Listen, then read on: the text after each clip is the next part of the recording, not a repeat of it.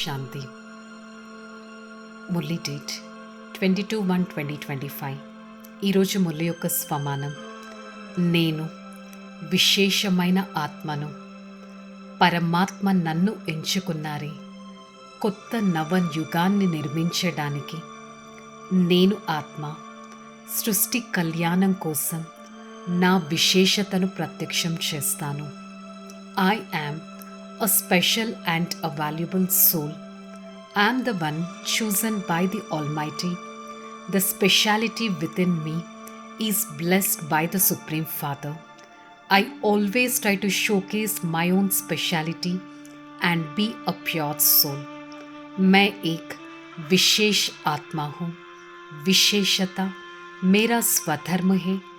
विशेषता परमात्मा का आशीर्वाद है. ओम शांति.